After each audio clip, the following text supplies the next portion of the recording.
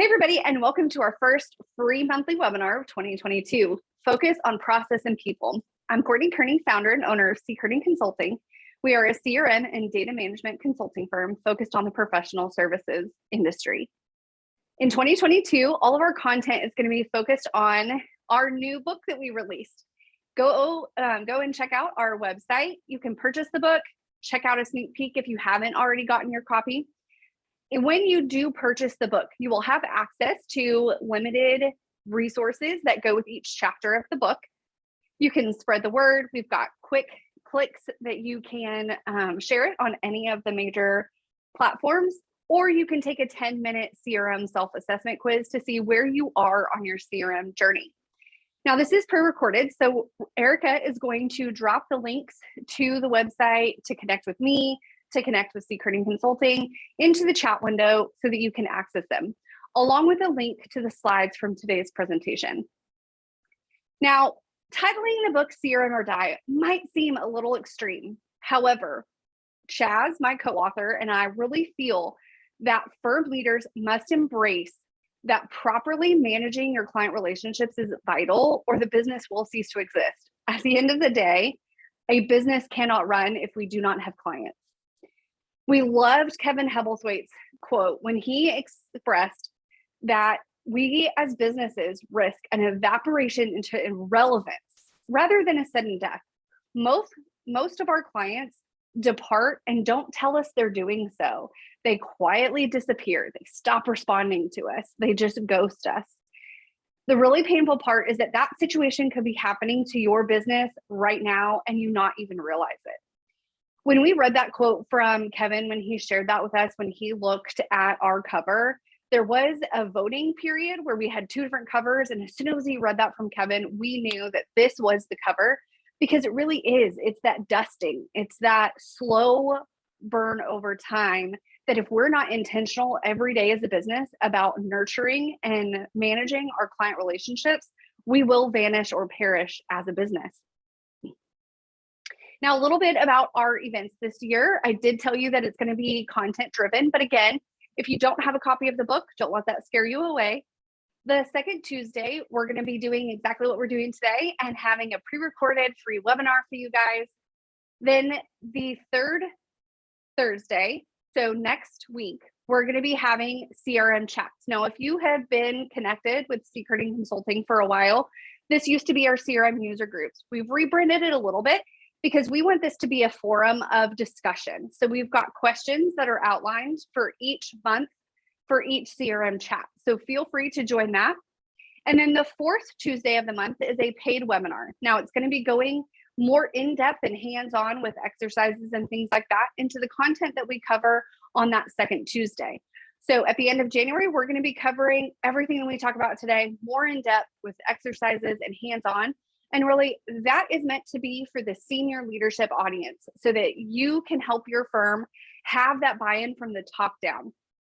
If you also head out to the events page of our website, at the very bottom, you'll have a link to all of our previous events from years past with links to watch free webinars, to look at recaps, things like that. You can also check out our resources page. This is where all of our articles live, whether it's looking at trends for CRM, all of our past email campaigns, the things like data stewardship, data roles, all of that lives on our resources page. Now let's dive into how CRM really is about focusing on process and people. That is by far our number one and most important takeaway. We hit it right off the bat, a couple pages in a little box. We talk about how it is the main point of the book. So if you get nothing else from this book, we want you to understand that true CRM is not about a piece of technology, but really it's about the process and the people that are in place to use that piece of technology. A CRM product, a CRM solution should be there to support your people, to support your processes. We have seen it time and time again that if you do not have the right process in place and the right people to put that process into play, to initiate it, to make sure that it's running efficiently, then every piece of technology, no matter how great it is going to fail. Because at the end of the day, it's about that process and the people using that process. Now, Chaz and I looked at CRM Big Picture and broke it down into 4 parts: the foundation, the preparation, the utilization, and then thriving. The foundation is really looking at a well-documented process, understanding why do you need CRM? Why do you need a CRM process, a system, a tool? Why do you need it now? Do you understand the value of data and how it plays in your firm? Why data-driven decision-making is critical? Then moving into that preparation piece. Now, some people might check out on number 2 if they go, well, I've already got a CRM. You always can take time to hit pause and focus on your internal processes and that preparation piece. Even if you're 10 years into a CRM system or process, you can always take a look at your internal structure and how things are working. In fact, I would encourage you to do that. The third part is the utilization. It is understanding how to put yourself in the best position to be successful, whether that's you're implementing it, you're utilizing it, you're maintaining it, and then going into that thriving piece, going beyond just simply the basic functionalities, really getting creative with your innovations, your automations to take it to the next level of performance. Like I mentioned, at the end of the month, we're going to have a paid webinar that goes into the hands-on exercises where we're looking at finding our why. So how do you document the reason your firm needs CRM? Why it's important? Why is it important now? Looking at assigning data roles, those expectations of every employee and what they should be doing with either contact data or pursuit data. Mapping your process, getting it documented on paper so that everyone can be on the same page, that we're not making assumptions about what other people are doing. And then finally, those key performance indicators, having those clear and measurable expectations that build accountability. We'll be looking at those 4 in depth at the end of the month, so please join us for that. One of the things that Chaz and I get asked all the time, our most common question is, just give me the easy button. Just tell me which CRM is best. And again, I'm going to hit this point home over and over and over on all of our webinars, but it really is not a piece of technology.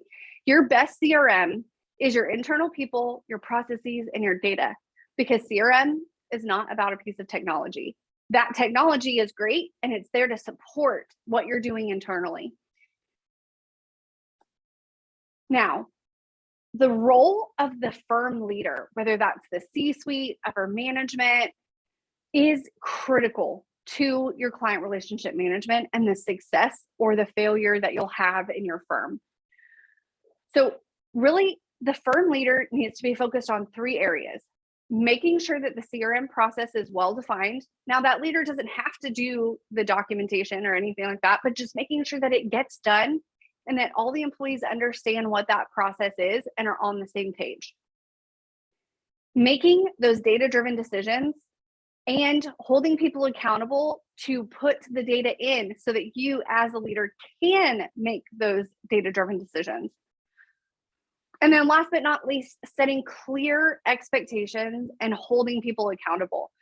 So this is so true. One of my CEOs on a call last week said, look, you guys know that I'm not in the CRM every day, but I'm using the information that is in there. And I need you guys to put it in there. And that's what I'm going to hold you accountable to.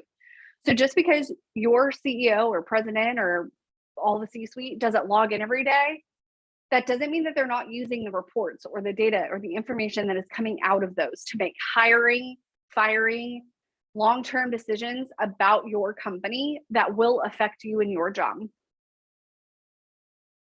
Why prioritize CRM now? We go into a lot of stats. I don't want to bore you with the stats, but I do want to share some with you. Scott Butcher wrote a paper called S&PS Marketing 2022. We've got a link to that on the CRM or Dive website if you want to access that paper. But his survey, when he looked at the AEC industry, showed that AEC firms are leaving money on the table. That a majority of the respondents said the effective use of CRM in AEC is limited. although many firms have a CRM. What that tells me is that people have technology tools, but they don't have the process or the buy-in from the people to use it successfully or efficiently. The future of marketing relies heavily on robust CRM systems and processes. The industry historically has struggled with data. That is so true, which leads us to data is an asset. ENR put a study out in FMI put a study out in 2018 that showed that 95.5% of all data captured in our industry goes unused. That percent is probably a little bit lower today because that was back in 2018. However, it's still not where it should be. That is a staggering number. A recent poll conducted by ENR shows that 74% of people think that our industry does not harness data well at all. I'm sure if this was a live webinar and I polled each of you, you would agree with that sentiment that we are behind the curve in utilizing our data. One of the things in researching this book and this chapter specifically was that I loved how Clive Hubley, a famous British mathematician, coined the phrase, data is the new oil. He explained that data is a valuable resource, particularly when refined, how it is the driver of growth and change. However, if data is unrefined, it cannot be used.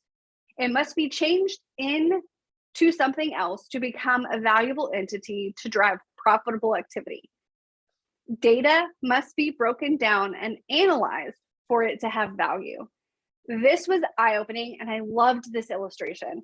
Really, if we start to understand that, just because we put our client information in, that doesn't mean anything unless we do something with it. If we categorize it, as new clients versus existing clients, where does our revenue come from? Putting our project data in, sure, that is helpful, but if we don't categorize it, then it's not as helpful. It needs to be categorized and analyzed in order for it to have value.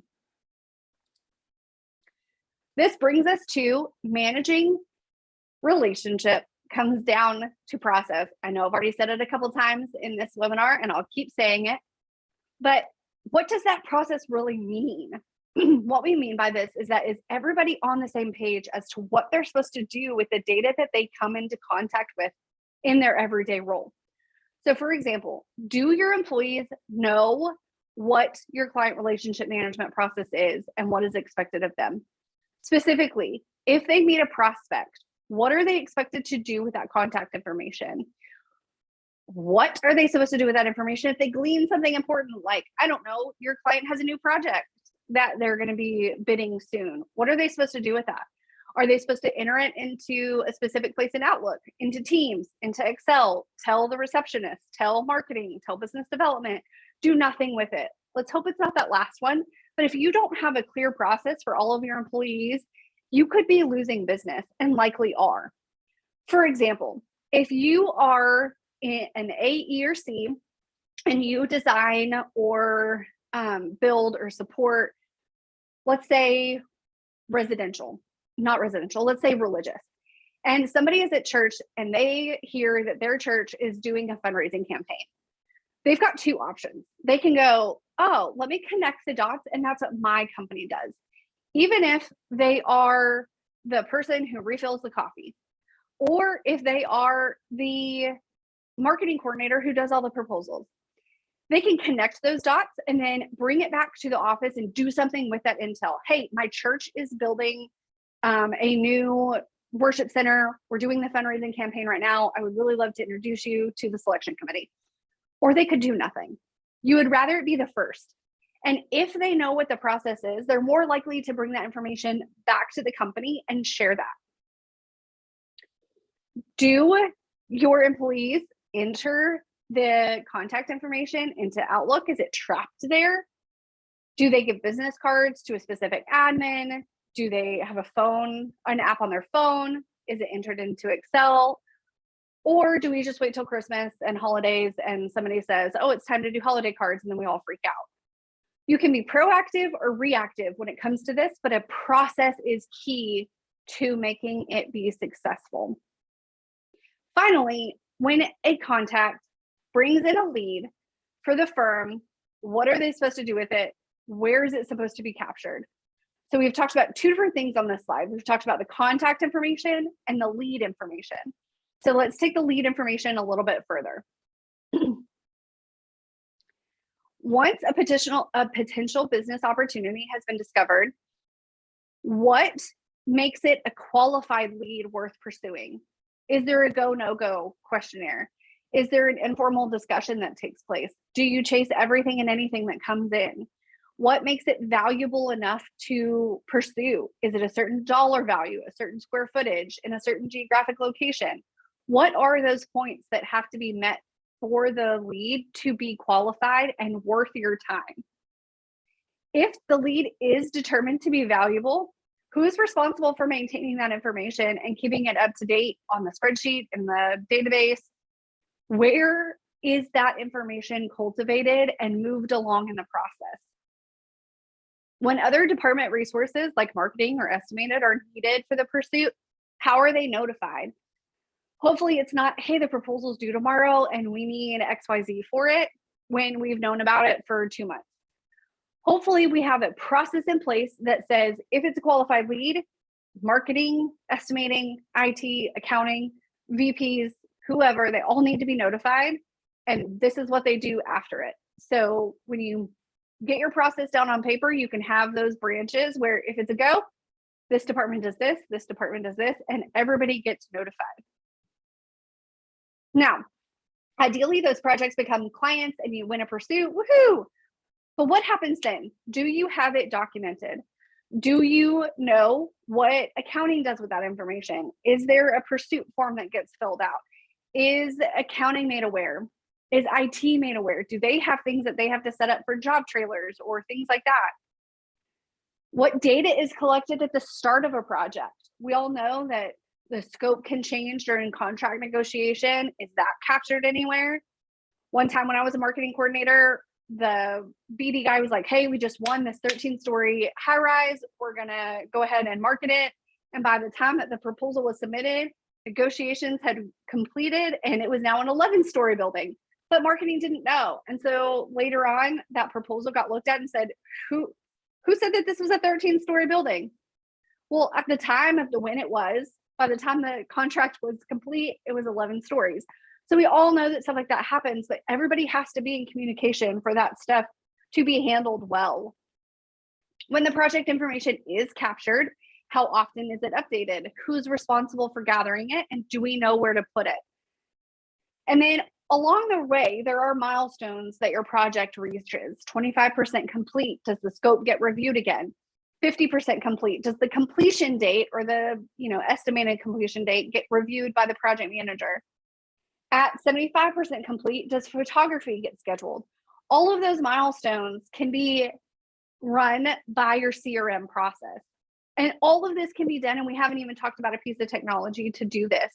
You can do this with just mapping out processes, whether it's putting reminders on calendars when projects kick off and things like that. You don't have to have an expensive CRM software to do what I'm talking about. It really is about taking that time to document out your process and put it down on paper and get everybody in the room to agree on what it is that we're doing and be intentional about what we're doing. Now, that said, it's always the right time in investing in documentation and honing in on your internal processes, whether you're just now beginning your CRM journey or whether you've been doing this for decades.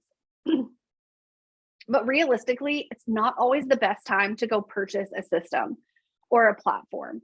You've got to spend the time to do your internal work first. Our hope with this book and the content that we're going to be sharing with you over the course of this year is that we want to empower professional services leaders to take a role that is active in client relationship management and not just think of it as something that marketing or business development does, but really take an active role in how you affect that process and that success. We want to provide a clear path forward, regardless of where you're currently at in your CRM journey. And we never ever want anybody to say again, what do I not know about CRM? It's so expansive. I'm just lost. I don't even know where to start. We hope that this book is the key to that, to give you a clear path forward. I want to conclude with sharing what our future vision looks like if everybody gets on board with documenting their CRM process, investing in their people and the resources that are needed to do client relationship management well.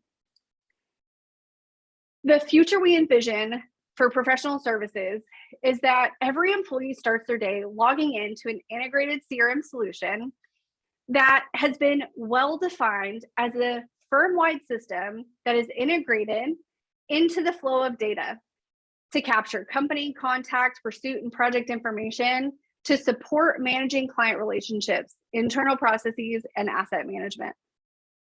Once employees log in, they are greeted with a fully automated company brief showing them how they are doing on their goals, their specific individual goals, what data has been changed since they last logged in or last viewed the data, and the top trends in the company-specific data analytics. So how is the company doing in the religious market? How is the company doing in Texas? Everyone in the firm can read these comprehensive data stories because there is a well-defined process in place that everyone is dedicated to, resulting in a perfect data set that always stays up to date. The Chief Data Officer has developed a culture of data stewardship, empowering each member to use data to drive their decisions, no matter their role in the company. This creates an industry that values data as a renewable asset and uses it proactively for predictive analysis, which positively affects our businesses and each employee. Chaz and I have dedicated a good portion of our careers to improving the management of client relationships. We hope that each person that interacts with our content from the book, whether it's through a webinar this year, reading it, we hope that you put our experience to good use and benefit from our lessons learned, our expertise, and our best practices. Let us share our love for data with you and your firm. We are confident by the time that you finish this book and interact with our content this year, that you will view data as one of your company's most valuable assets. And you will insist that your firm prioritize the CRM process and the people behind your client relationship management. I would love for you to join us and make this your year, your moment, and take control of your CRM process and act now. Thank you for spending the last 30 minutes with me. Definitely check out the links that Erica is sharing with you in the chat window. Join us next Thursday, January 20th, 1 to 1:30 Central, for a discussion on everything that we talked about today, from processes to documentation to the people that support those. We hope that you join us throughout this year as we dive into how your process and your people make your CRM successful. Thank you.